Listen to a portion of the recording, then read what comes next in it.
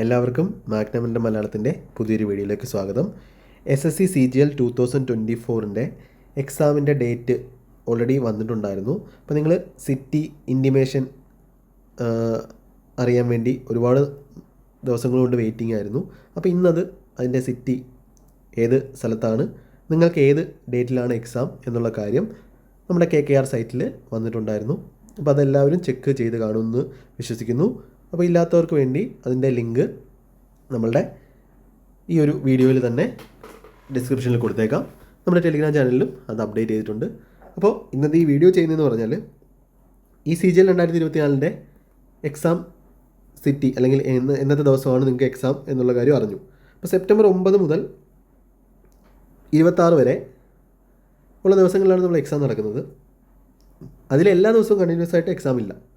12 ദിവസം ആണ് എക്സാം ഉള്ളത്. അപ്പോൾ ഇടയ്ക്ക് ഗ്യാപ്പുണ്ട്.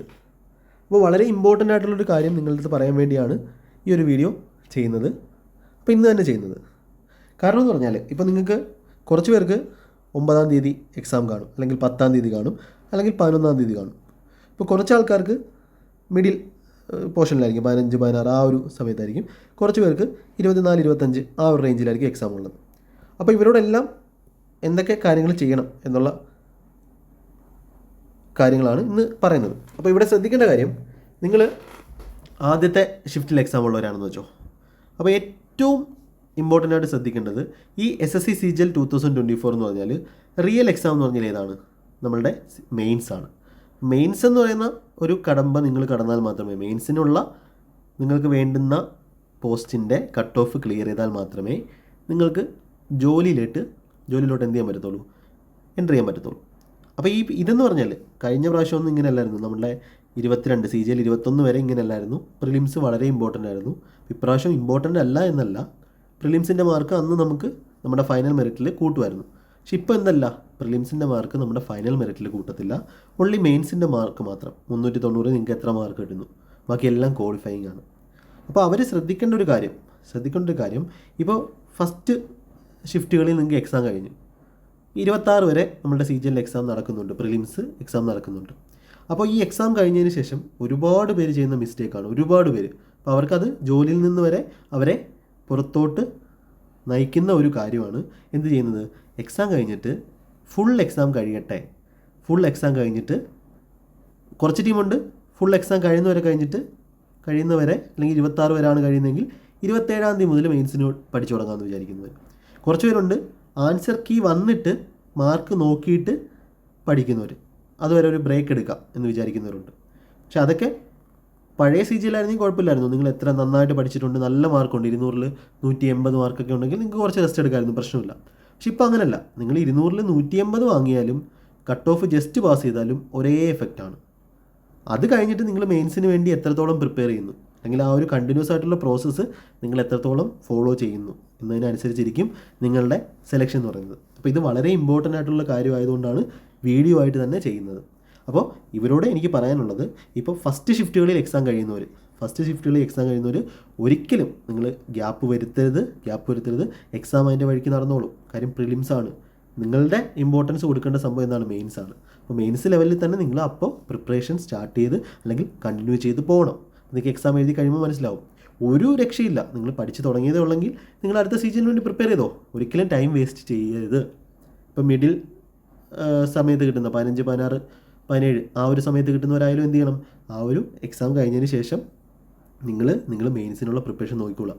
ബാക്കി എക്സാംസും കട്ട് ഓഫ് അനാലിസിസും കട്ട് ഓഫുകളും കാര്യങ്ങളും ഒക്കെ അവിടെ നടന്നോളും. അപ്പോൾ അതിൻ്റെ പറയാൻ നിങ്ങൾ പോകേണ്ട ആവശ്യമില്ല.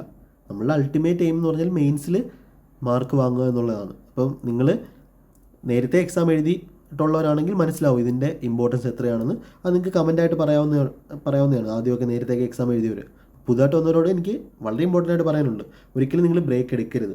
ഈ ഒരു സമയത്ത് വളരെ ഇമ്പോർട്ടൻ്റ് ആണ്. ഈ ഒരു സമയത്ത് എക്സാം എഴുതി കഴിയുന്ന സമയത്ത് നമുക്ക് പഠിക്കാനും കൂടുതൽ എന്തായിരിക്കും, നല്ല ഇൻട്രസ്റ്റ് ഉള്ളൊരു സമയമായിരിക്കും. അപ്പോൾ ആ സമയത്ത് നിങ്ങൾ ഗ്യാപ്പ് എടുത്ത് വെക്കരുത്. പിന്നെ ലാസ്റ്റ് എക്സാം നടക്കുന്നവർ അവർക്ക് അനാലിസിസ് നോക്കി, ഇപ്പോൾ കുറച്ച് പേര് വിചാരിക്കുന്നുണ്ടാവും ആദ്യമേ എക്സാം കിട്ടിയില്ല, ലാസ്റ്റാണ് എക്സാം കിട്ടിയത്, നമുക്ക് അനാലിസിസ് നോക്കി കൂടുതൽ ക്വസ്റ്റ്യൻസ് സെറ്റാക്കി എടുക്കാമെന്ന്. പക്ഷേ അതെന്തല്ല, ഈ നോർമലൈസേഷൻ എന്ന് പറയുന്ന പ്രോസസ്സ് ഉണ്ടായതുകൊണ്ട് അതിൽ വലിയ എഫക്റ്റ് ഒന്നും വരത്തില്ല. നിങ്ങൾക്ക് അതുകൊണ്ട് വലിയ ലാഭമൊന്നും കിട്ടാൻ പോകുന്നില്ല.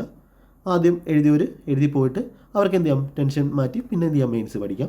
ബാക്കിയുള്ളവർ എന്ത് ചെയ്യാം, ആ ഒരു പ്രിപ്പറേഷൻ ആ ഒരു ലെവലിൽ തന്നെ കൊണ്ടുപോയി കഴിഞ്ഞാൽ നിങ്ങൾക്ക് ഏറ്റവും ലാസ്റ്റ് ചെയ്യുന്നവർക്കും ഗുണമാണ്.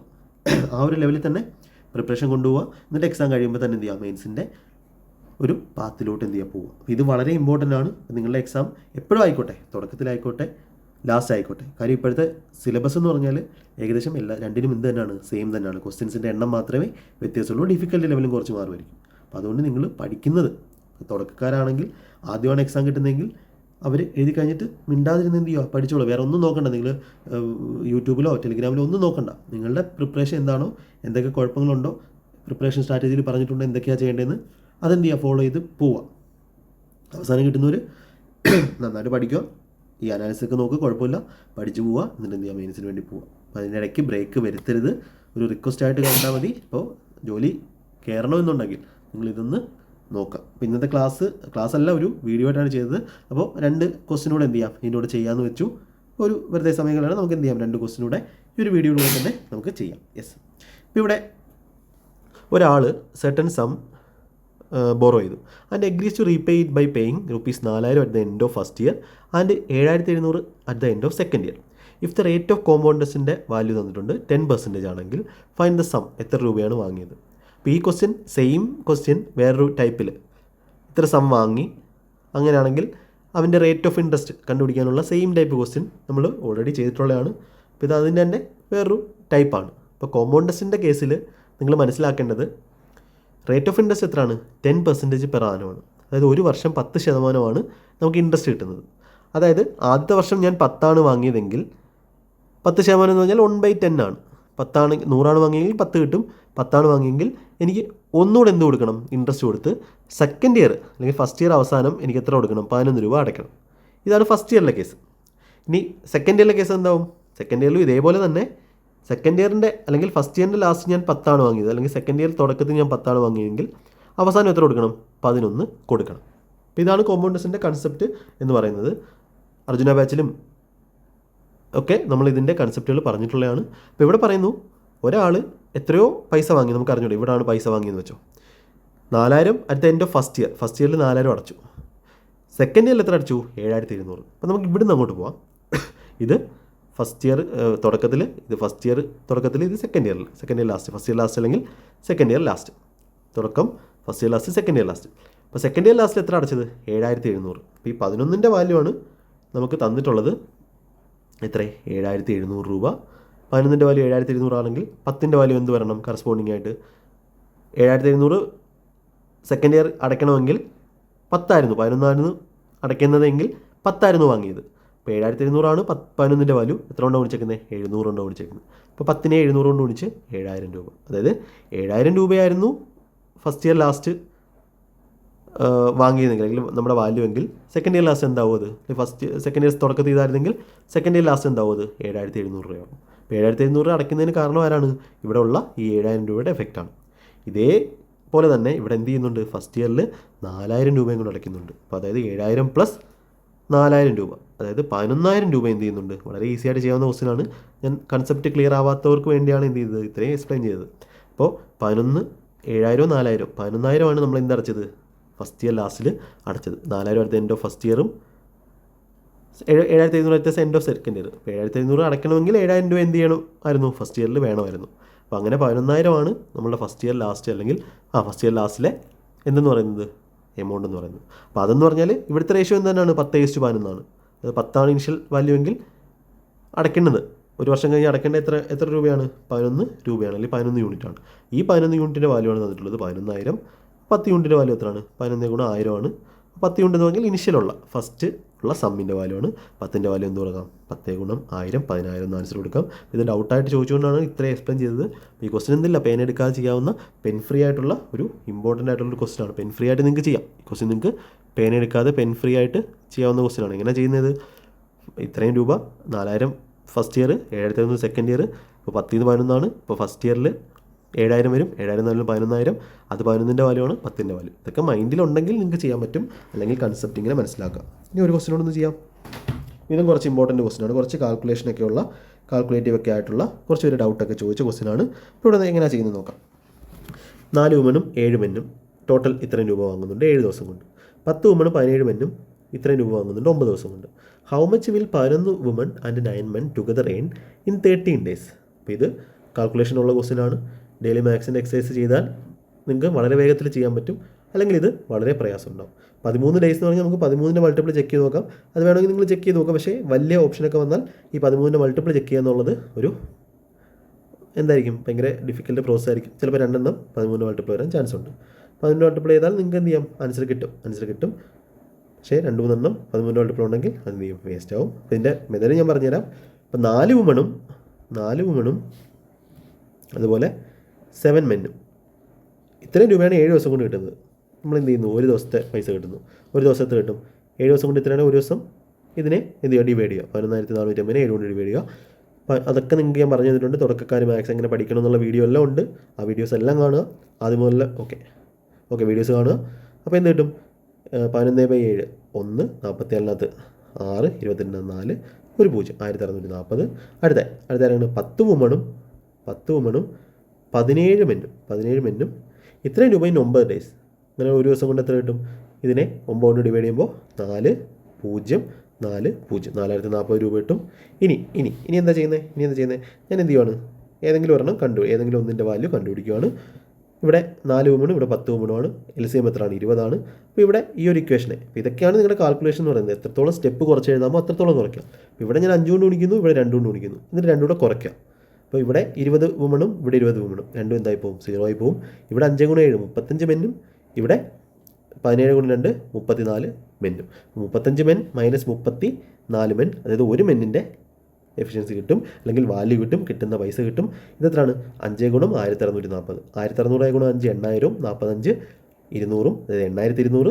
8200 മൈനസ് 2 × 4040 8080. നമുക്ക് എന്ത് കിട്ടും? മെന്നിന് ഒരു ദിവസത്തെ മെന്നിൻ്റെ വാല്യൂ, ഒരു മെന്നിന് കിട്ടുന്നത് 120 രൂപ എന്ന് കിട്ടും.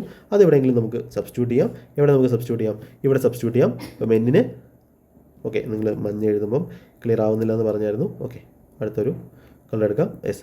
അപ്പോൾ ഇവിടെ മെന്നിന് 120 കൊടുത്താൽ 12 84 840.